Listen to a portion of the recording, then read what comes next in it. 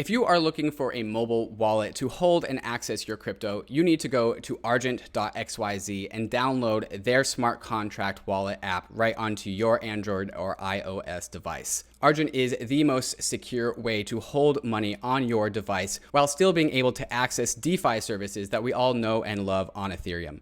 Through Argent, you have one-tap access to the beloved DeFi apps like Compound, Uniswap, Aave, and you can even invest directly into some yield-generating assets right from your Argent wallet. Crucial to maintaining security over your assets is Argent's Guardian service, which allows you to use a friend to make sure that you can always restore access to your funds in case you were to ever lose your phone or for your device to break. You can also use a local hardware wallet to ensure that you can always restore access to your funds yourself. One of Argent's newest features is their ability to route trades through 10 decentralized exchanges, including Uniswap and Kyber, to make sure that you are always getting the best trade on your assets. Similarly, pushing the fold on what we can do in Ethereum and DeFi, Argent has replicated some of the legacy financial services that you would expect from your bank, but put it directly into the hands of the user, such as send limits and whitelisted accounts, ensuring that if anyone were to be able to access your funds in your Argent wallet, they could only send up to a certain amount and only be able to send them to approved addresses, which is creating one of the most safe environments to hold your assets in, which is why people have put millions and millions of dollars into the Argent wallet that they use on their device.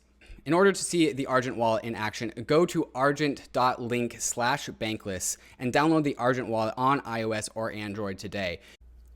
We're also brought to you by Monolith. Monolith is your cool new DeFi account, your DeFi savings account, your DeFi checking account. Except the cool thing about the Monolith DeFi account is that it gets software updates, right? You actually get to increase the usefulness of this over time. So here are some of the features. Monolith is a smart contract wallet with a lot of the features that you would expect if you've come to know DeFi and what it is. You can add money to it. You can put that money to work in Compound and accessing yield. But you can also swap through Uniswap. What was cool with Monolith is that they will send you a very sexy Monolith Visa card that connects to your Monolith smart contract wallet on Ethereum. So it's a really awesome tool to live a bankless life with a savings account that gets software updates. So this is something that you're never going to find out in the real world, but you can still do real world things with, real money, like buy your groceries. So that's just fantastic. Coming soon to Monolith, actually already here to Monolith, is now you can buy DAI and get it sent to your wallet directly, right? So it's also being an on-ramp. So you don't have to go through your centralized exchange like Coinbase or Gemini or wherever. You can just go straight from your bank account right into your Monolith checking account smart contract wallet. So check them out at monolith.xyz. Good morning, Bankless Nation. We are rolling it up this week. This is the second week of November. David, you ready to roll up the week, my friend? Rolling them up. Every single week, we take all the information that's happened in the world of crypto. We package it into a bite-sized chunk and inject it right into your brain as roll-ups do. We're rolling up the news.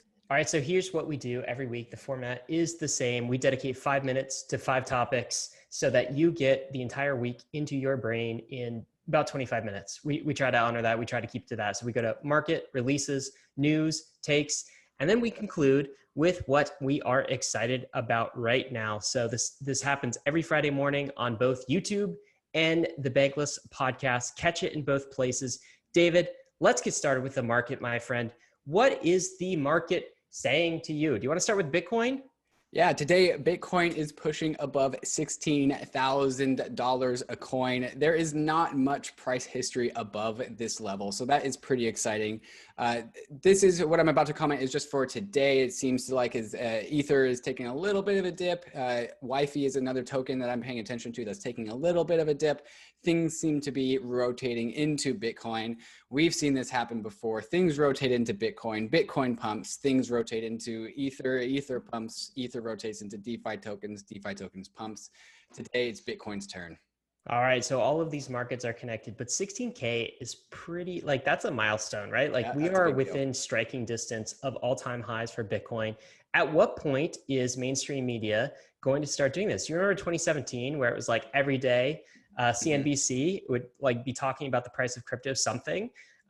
We haven't seen that yet, but we got to be getting close. Yeah, Nick Carter gave out this line recently: "Quietest bull market ever." Right, and I think we're gonna. That's a good take. Right, I think we're gonna blow past previous all-time highs, and there continue to be general silence. Like maybe some people will start to tap into it. I don't think we're gonna see like the retail hype FOMO until something like $30, $40, $50,000, and it just won't be on people's radar. That's silly because people are missing out on like 3 to 5x gains right Yeah, there. I'm glad you are tuned in. You're not going to miss out on those gains in crypto, guys. We are in the bull market. And this is a website I found while we're on Bitcoin, David. This is Bitcoin Treasuries. So this actually maps out the amount of Bitcoin on publicly traded balance sheets of companies, and it's quite a lot. So we've talked about MicroStrategy before and Square before. I mean, it's starting, right? Like some of these publicly traded companies are starting to put crypto on their balance sheets. That's huge. Right. Yeah. This is a website that Bitcoiners really, really like, bitcointreasuries.org. At the bottom, you see a total tally of 814,000 BTC, just under 4% of the total supply of BTC. Although that number does kind of get weighted by Grayscale quite a bit. Grayscale represents way over half of all this. But it's definitely a website to watch. Like Ethereans, we like our ETH locked in DeFi. Bitcoiners like their BTC in balance sheets. Absolutely. And I think ETH will make its way over there at some point too. All right, let's talk ETH price. So, I mean, you mentioned it, we're at 460 right now. When you're listening to this, it might be either higher or lower, but I mean, it's tracking Bitcoin, just not quite as aggressively yet. Yeah, yes. Well, so it's doing really, really well. Like at the height of DeFi summer, like DeFi yield farming, the peak of Ether price was 490, and we're at 460 now, which is a really strong resurgence up from the bottom of the quote unquote DeFi crash, which was like at 310. So Ether price action super healthy. Just today in the last 24 hours, Bitcoin kind of has taken the wheel, but Ether's doing just a bang up job. Like nice job, Ether. Keep going. I've got my tweet scheduled for the 475. ETH price is hilarious at 475. It's still pretty funny that ETH. You got it scheduled? Well, I mean, when is it scheduled for? I'm just gonna I get a notification 475. I know it's time to tweet. That's what happens because it's still pretty funny. Under 500, I think it's funny. Under 800, I think it's funny. Yeah. We'll see how it goes. All right, but. Grayscale, our friends at Grayscale, whom we are having on the podcast on Monday when you're listening to this, Ethereum hit in their Ether Trust, hit 1 billion in assets under management. So they're onboarding an awful lot of institutional investors into ETH, the asset right now. That's got to be bullish, right?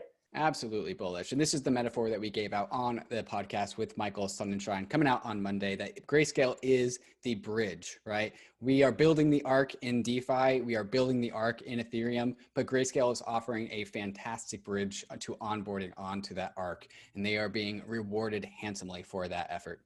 Okay, well, let's talk about what's locked in DeFi right now. We up or are we down on the week, David, in the amount of value locked in DeFi? Yeah, last week, I think it was roughly around 12.1 billion in DeFi. Now we're at 13.45 billion in DeFi. So while there has been like that dip in ETH price since the end of DeFi summer, you do not see it in the total value locked in DeFi. And we just went up a billion, David. Sorry? We just went up a billion. Over a billion, like 1.2 billion. Dude, that's huge. Do you remember when it hit a billion? When was that? It's like a blur to me. That was like February. Yeah. Yeah. And now we're chalking down like $1 billion marks in DeFi. And so Ryan and I, we're super ETH bulls, but we can actually extract like maybe our bias about Ether and just looked at the $1 billion in DeFi and tell you that DeFi is worth at least $13 billion because that's what people have put in here. Absolutely. ETH locked in DeFi looked about flat. So some of that value is coming from other places. I bet I know where. Partially, it's probably coming from DeFi tokens. Yeah. I tweeted this out. It's like, this was like Friday, I think I tweeted out. Remember yesterday when DeFi tokens were dead? Yeah, that's what Bitcoiners said. One day, things totally flipped. I mean, everyone was suddenly, after DeFi summer, super bearish on DeFi tokens. And then last week up to now, we saw a massive resurgence. This is the DeFi Pulse Index, which is an indice of a bunch of the top DeFi tokens. And that shot up almost doubled from this week, from last week to this week. What's your take?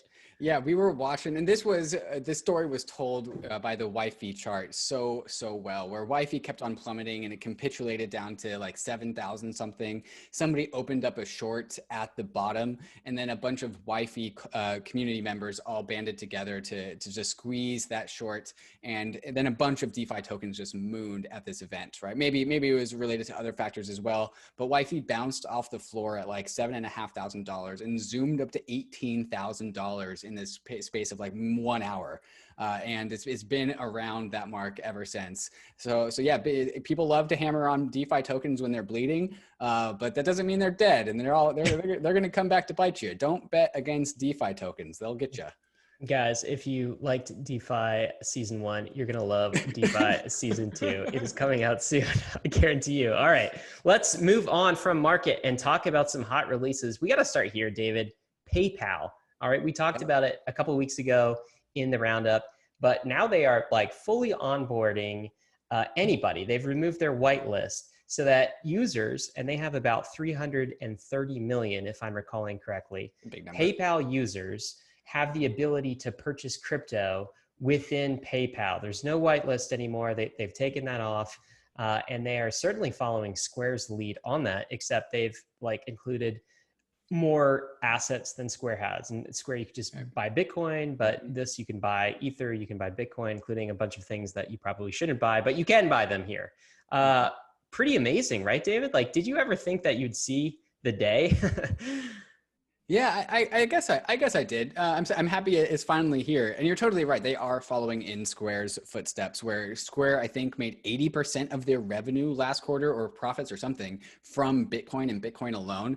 And that's run by Jack Dorsey, quote unquote Bitcoin maximalist. I think that's a fair take on who Jack, he is. you should come on the show if you're listening. Jack, come on the show, because like you're leaving gains on the table by just focusing on Bitcoin. And PayPal's gonna eat your lunch because you left them there. And so like PayPal is integrating everything, being a little bit more agnostic, a little bit less political, and they're gonna make their revenue too. And this is probably just the first of many payment processors to enable crypto because they want money, because they're money maximalists. Super exciting. I think one of the biggest things to happen this year for sure. All right, let's talk about liquid stake too. Mm-hmm. So a few problems with Ether staking at this stage. It's hard to put less than 32 ETH in. You got to run your own validator. You don't have liquidity once you bridge ETH to the Beacon chain and ETH2.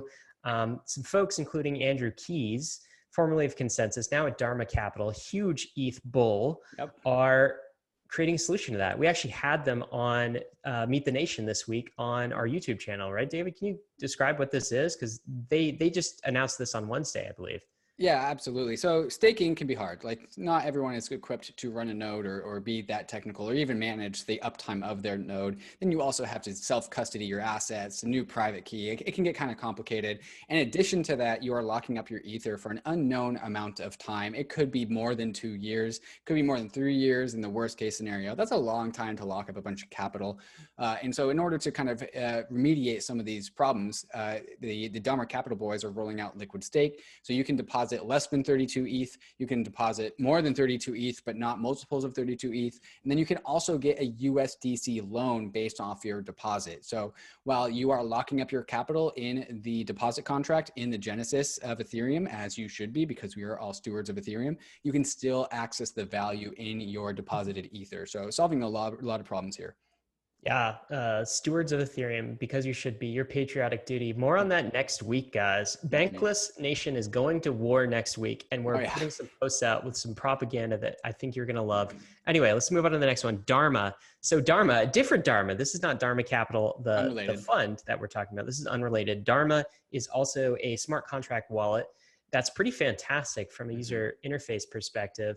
And they released some functionality to give Dharma users the ability to buy tokens in Uniswap directly from a bank account. So you connect your bank account, you can do up to 25K per week, and you can buy any token on Uniswap with that. Super easy, like click of a button on a mobile app, kind of easy. DeFi is getting easier and easier, David. Do you have anything to add here?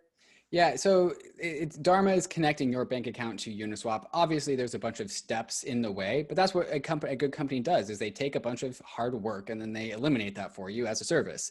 And so you can connect your bank account to like your preferred illiquid token on Uniswap and just buy it right then and there.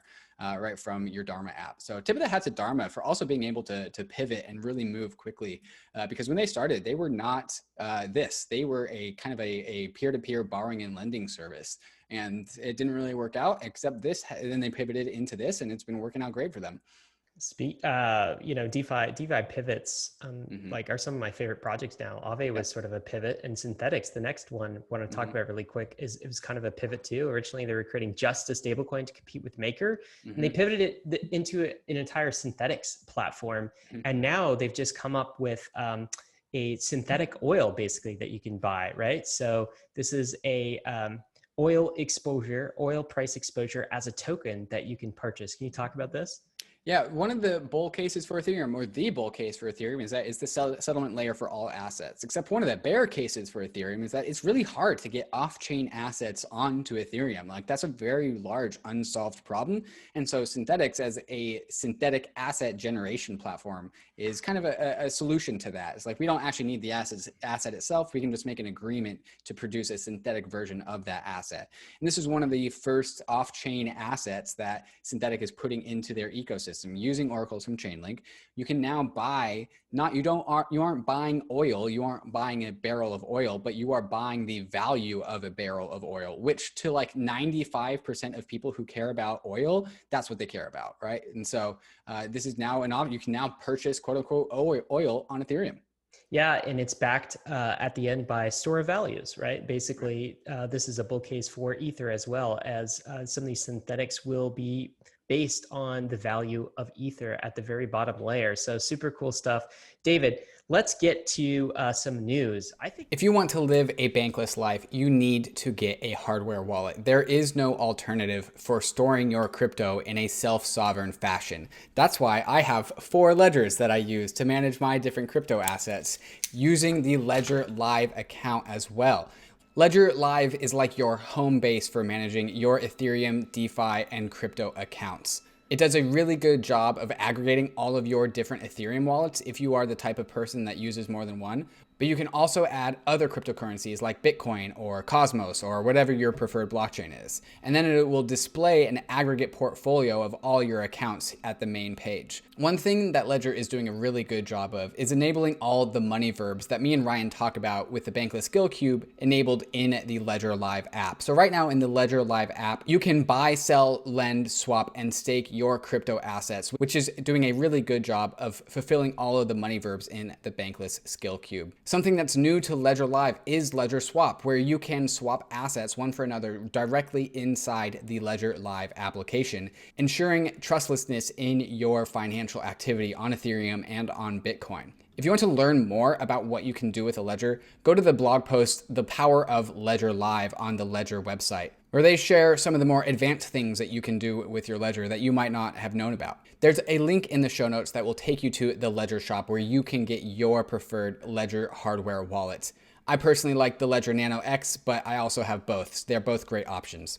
When you own a ledger, you own your own assets in the way that they have been designed to be held by the user and the user alone. So go get your ledger today to make sure that you are as self-sovereign as possible.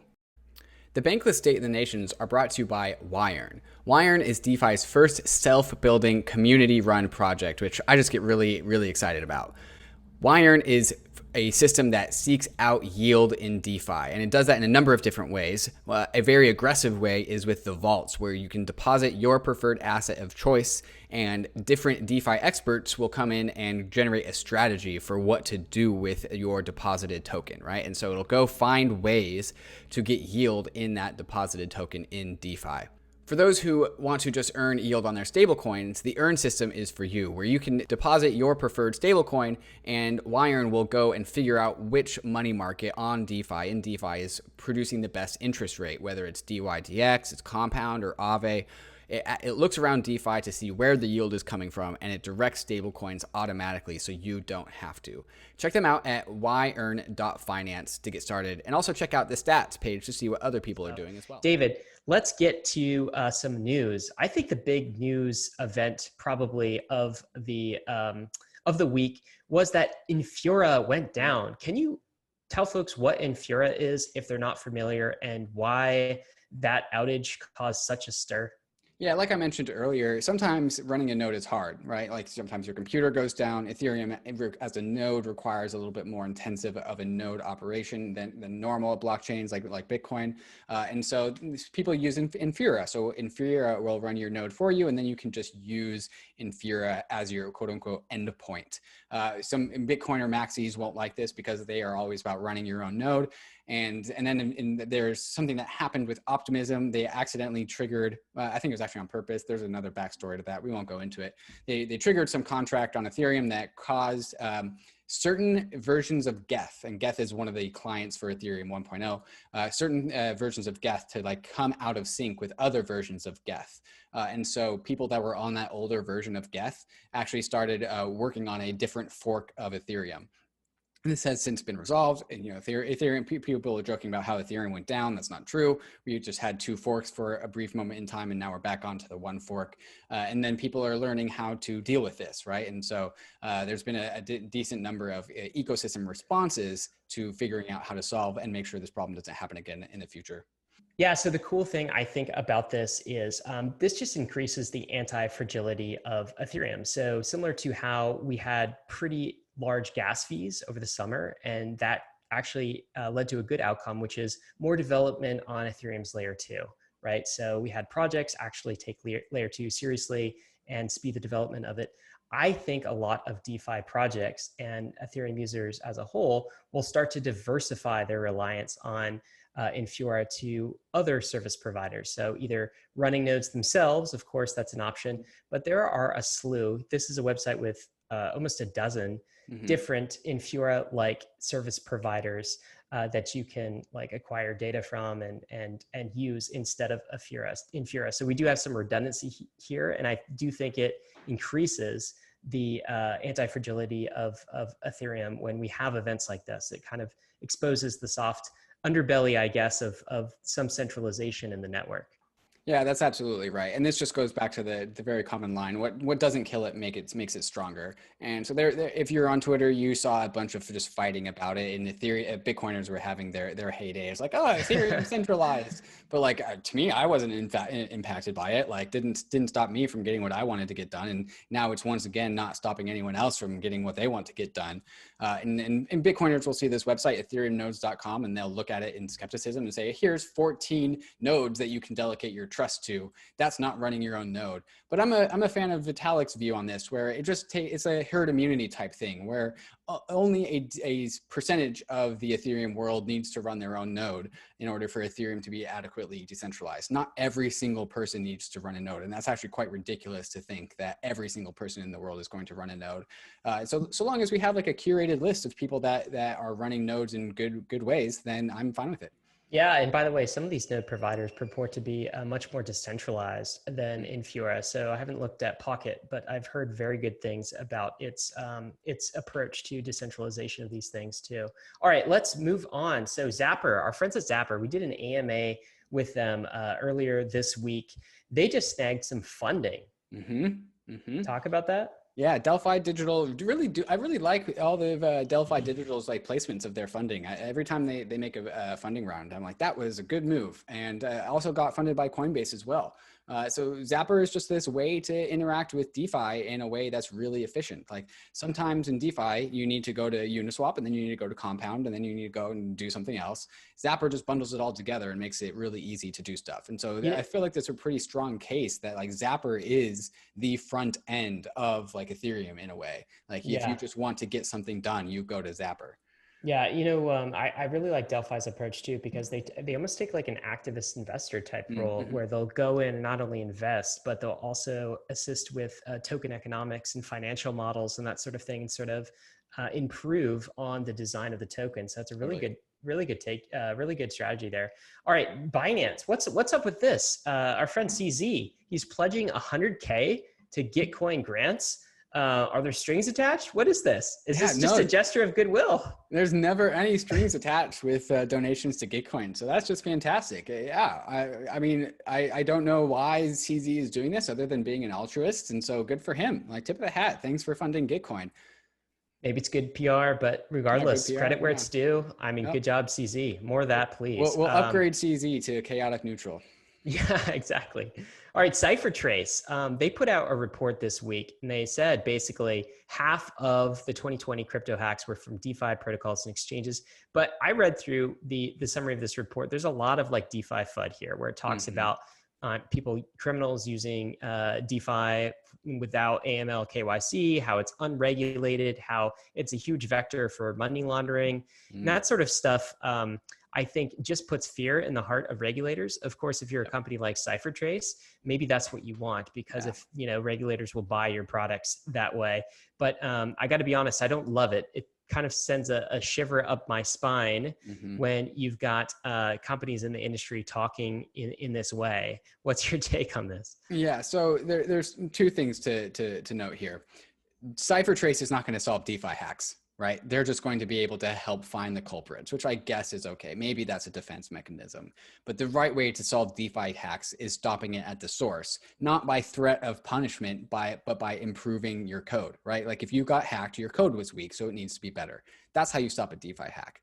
The other take I have on this is that the title of this is half of 2020 crypto hacks are from DeFi protocols and exchanges. What about value? Because if we talk about how much value was hacked, centralized exchange hacks dwarf DeFi hacks by orders of magnitude. Like DeFi hacks are chump change, small money in comparison to the amount of value that's hacked from centralized exchanges. And so maybe the number of hacks is more, but the total amount of value that's stolen from centralized exchanges is way larger. Definitely the KuCoin hack alone, that was like 220 million, something like that, if you recall. All right. Ray Dalio. Do you know Ray? Do you like Ray? His book Principles, fantastic book. Everyone should read it.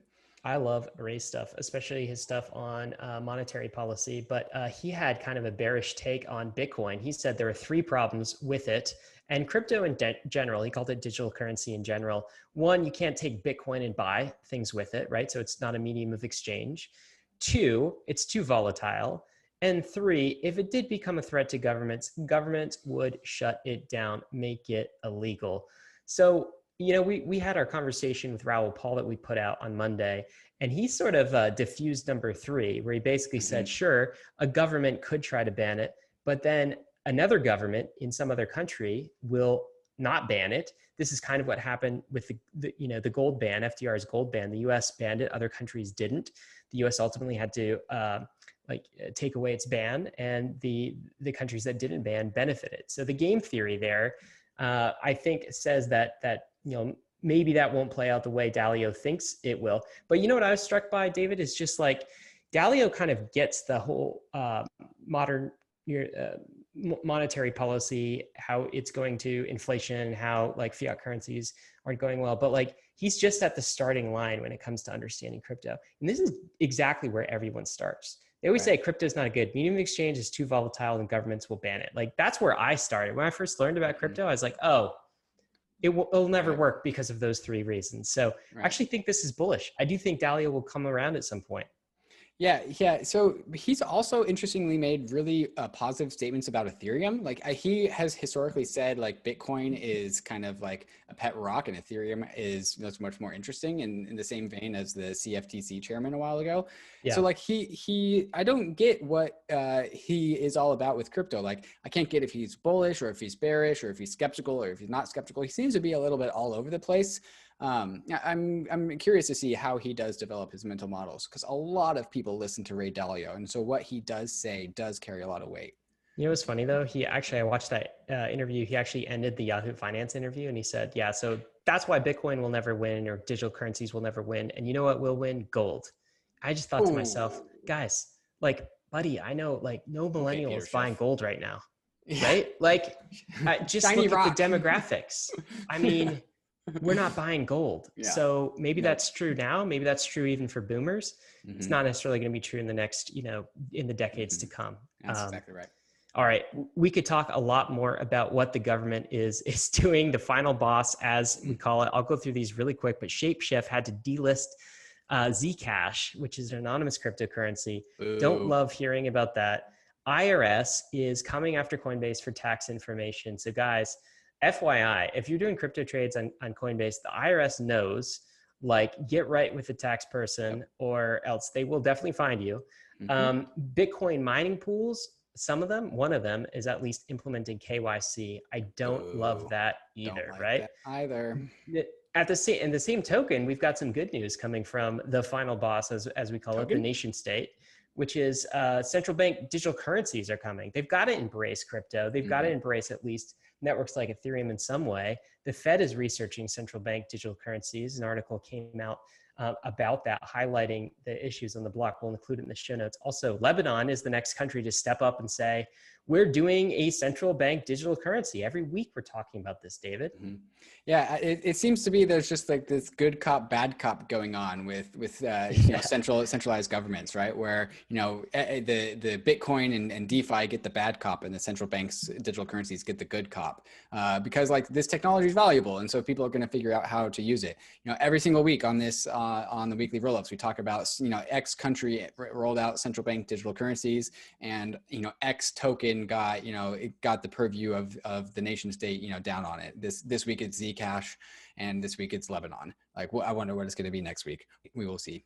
Yep, absolutely. All right. We've done markets, news, releases. Let's go to takes. What's on your mind right now, David? So for those people that follow me on Twitter, they know I went to war with the green frogs, the green frogs of Twitter, the green frog army. So I want to clarify a few of the points because this is what's been going on in my head. Wait. Who are the green frogs for people who aren't like in the whole scene here? Yeah, so the green frogs are the Pepe frogs, right? And they've actually been a thing before crypto, right? We saw the green Pepe frogs being kind of more loosely associated with the right movement than the movement that elected Donald Trump.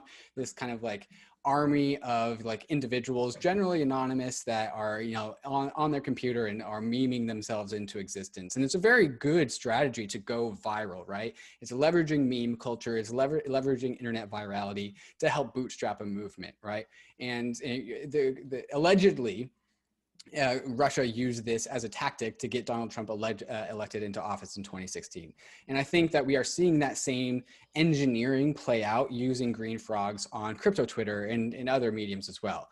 I'm not convinced that Chainlink at all did this intentionally. I think actually green frogs associated with Chainlink was much more of a bottom-up system, like a bottom-up community engagement, because these things need community.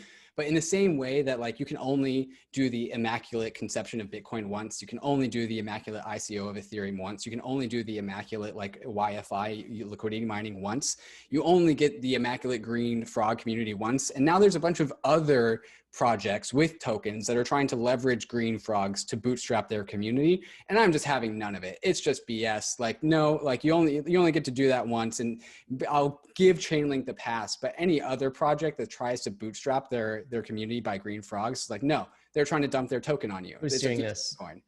Say names. What other projects are doing this? Avalanche is what I'm talking about. Okay. And what, like when you're saying the green frogs, what are they doing? Are they like hiring some kind of a group, or it's a small set of actors that are creating these pseudo like anonymous accounts and basically mass spamming? They're not real people. It's just a handful. It's like a single entity kind of thing. Or is this more decentralized? Because that's what they would say. It's like, no, we're individuals, David. We're all decentralized. How do you know the difference? Yeah, it's a non-homogeneous thing. And there are green frogs that are completely sock puppets that are engineered to boost a token. And then there are people that just like memes. And so like it's and it's hard. And this is why like when I go to war with the green frogs, it's hard to like actually defend my position, because there are totally examples where I'm wrong. And some guy just has a green frog Twitter account that he enjoys being part of the green frog movement. It's always the exception. Right. Yeah. But there's also like one individual that makes 10 green frog accounts and they put on the Avalanche cap. And then the Avalanche blockchain has their Telegram where they're giving away Avalanche tokens to these accounts who like and retweet and engage with, just to spur fake engagement. Right. And that's the part that I'm pointing out. And so I'm kind of ready to throw the baby out of the bathwater, out with the bathwater, in order to make sure that everyone needs to know that you don't have to engage with these green frogs. They're not the most valuable type of engagement in your L1. It's not really the community that you're looking for.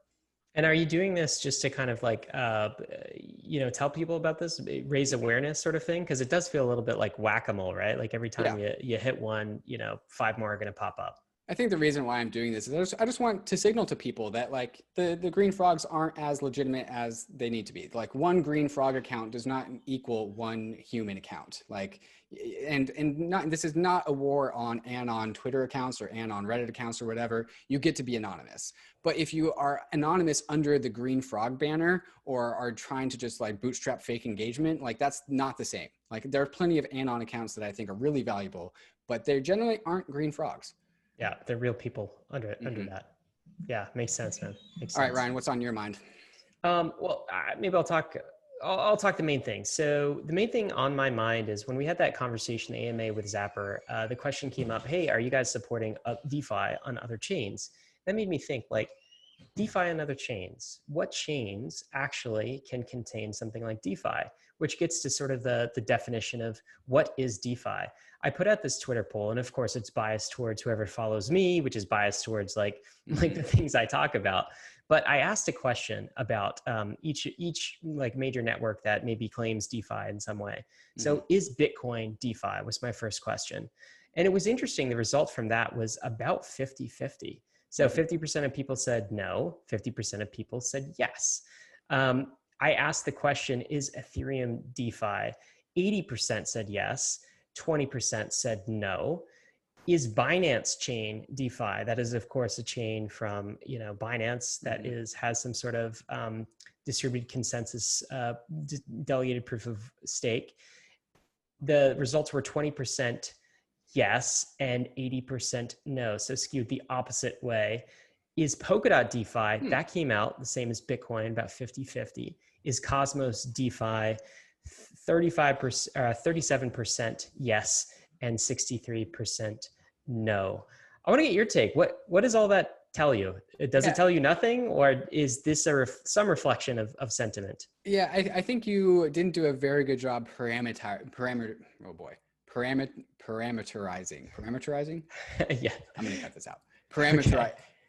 I think you could have done a little bit better job parameterizing your statements, like, because like what does it mean to be DeFi, right? Like, is an L1 DeFi or is an L1 a host of DeFi, right? I believe that Bitcoin itself is a representation of DeFi, even though it doesn't host DeFi. And so I think at least with Bitcoin, you got people that were answering that question from 2 different angles, and then maybe you kind of got your results muddied a little bit. That's my take. Yeah, well, so the reason I asked that simple question is because we often use the term DeFi in such a simple way. Right. Where we just say this is DeFi or that's not DeFi, and it's almost like this is pure and that is not pure sort of thing. But I do genuinely believe that there has to be some sort of cutoff on your layer 1 where, like, look, if it's controlled by CZ, right, and just a handpicked set of people, like, how can we call anything built on top of that decentralized? Sure. Like to me, that probably skews over the line. And it was interesting that 80% of voters sort of agreed. Yeah, I think that 20% of people that think that Binance Chain is DeFi, there's your margin of error right there, 20%. Well, it's interesting. The word is just very tricky, and I think that DeFi is going to be continue to be used in marketing and not sort of a real way. But anyway, that's been something on my mind. Do you want to switch to? Let's close this out. What are you excited about, David? So, second week of November. What's exciting? Yeah, and we've been putting a ton of content out on the Bankless newsletter and podcast, and it's going to continue to be that way because I'm just super excited about ETH staking, right? It's such an important part about what Ether is and what it will be into the future. People, and we said this line on a previous Bankless YouTube video. It's so bullish that Bitcoin is being understood. It's bullish to be understood, right? And like when you're in the crypto industry, like sometimes you feel like this like crazy conspiracy theorist revolutionary about how like, oh, all the world is going to come to crypto. If more people understood that, we wouldn't feel so crazy. And if more people understood that, then the price of these things would go up, right? And so I think people are coming to learn that Bitcoin is like gold, except in this new evolution of gold, except now it's Bitcoin. And I think people are going to come to learn that Ether and the ETH stake rate is an evolution on the bond market, right? This is something we've been hammering over and over again on the Bankless show.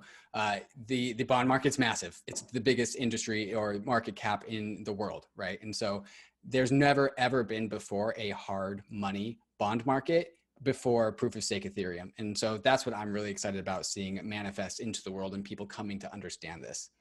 I said that before, but looked it up after our last show where we talked about this. So gold is about 8 trillion. The sovereign bond market is about 57 trillion, right? Mm-hmm. And that feels to me like the total addressable market that staked Ether is competing in. So pretty massive, pretty cool. Yeah, and I know you're excited about this too. And so we're going to be beating this drum for a long time on the Bankless show. Absolutely. Absolutely. Ron, what are you excited about? I'll just say one thing. Look, it's been a long winter. It's been a long crypto bear run and where we've been sort of plateauing for a while. I'm excited about the bull run, David. I feel like we're in it, like at the early stages, but I feel much more secure in saying that we have entered the bull market. So for some folks watching, this could be their first. Remember, right. It's like welcome. It was my first back in 2017 to see a full-on bull market, right. And they're fun. It's going to get a lot crazier if this is your first bull run that you've seen. Expect things to get crazy. Expect things to get out of hand. Emotions will run hot. Emotions will run hot. Scams will persist. It will probably get crazier than you think, but buckle up because we're in the bull run and it feels good. All right, guys, you guys know that we are perma-bulls on the Bankless podcast, but that's for a reason. In the bear market, you're always kind of like, oh my gosh, what if the bull market never comes? And so like now the fact that it's actually here, like we kind of get really excited about it. So, you know, we're perma-bulls, but we like to bring the energy. So, all right, guys, thanks for listening to the weekly roll-ups. Again, we do this every Friday morning. Drink your coffee because we are bringing the energy. It's on the podcast. It's on the YouTube. If you're watching the YouTube, there's a bunch of awesome graphics that you can follow along with just in case you want a little bit more of that information injected into your brain. So subscribe to the YouTube, subscribe to the podcast, and subscribe to the newsletter where we are about to put out so much content about ETH staking. Like Ryan alluded to, we are going to war next week. There are going to be a ton of hot memes coming out of the Bankless show. So stay tuned for all of that. Take care, guys.